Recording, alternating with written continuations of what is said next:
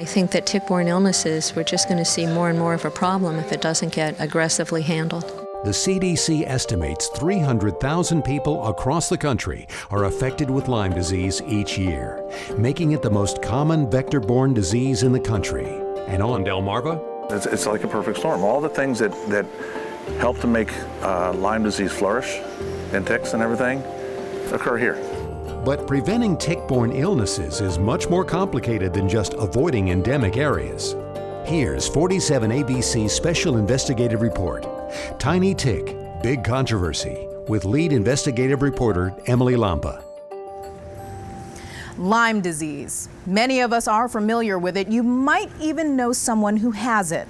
Singer Avril Lavigne recently made headlines sharing her battle with this disease. Or maybe you've just heard the warnings. Avoid the deer tick. Its bite spreads the infection.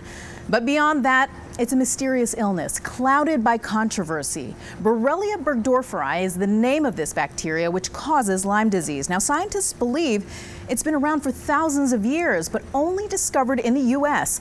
about 40 years ago after an outbreak in Lyme, Connecticut.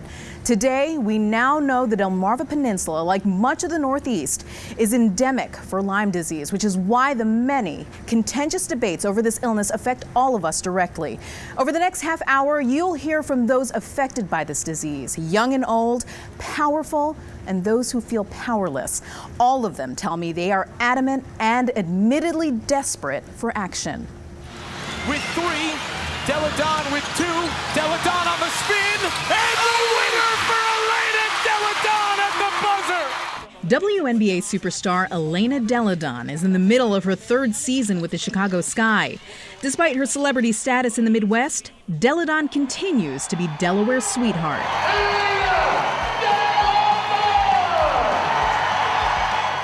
Born and raised in Wilmington, she made her home state proud, playing for the University of Delaware, becoming one of the school's most decorated athletes. This makes the game look so easy, so smooth, and she's 6'5" doing all that. But looks can be deceiving because Elena's rise to success has been far from easy. Getting to the pros is difficult for healthy athletes. What many people don't know, Elena Delle is sick.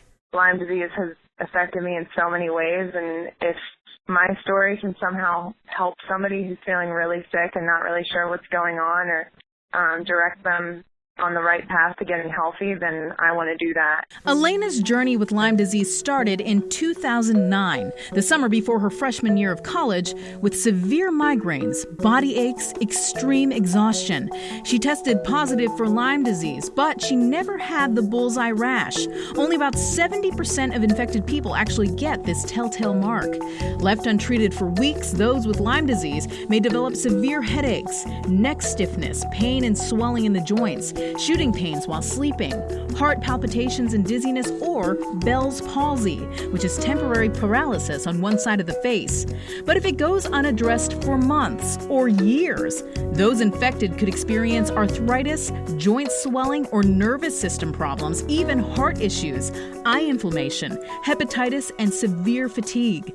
Doctors quickly treated Elena with antibiotics, and she appeared to be in the clear until 2010.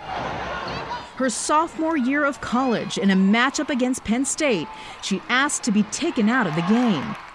Basketball wasn't even a thought. I couldn't even sit through a class because I was so exhausted. And I remember even turning to my friend during a class and said, "It's hurting me to breathe right now." I just felt so sick and so tired and exhausted. Elena spent the next 4 weeks searching for answers. I went through a ridiculous amount of different tests and different doctors all telling me that I was fine and nothing was wrong with me. Elena says she was eventually diagnosed with chronic Lyme disease, what medical experts refer to as post-treatment Lyme disease syndrome.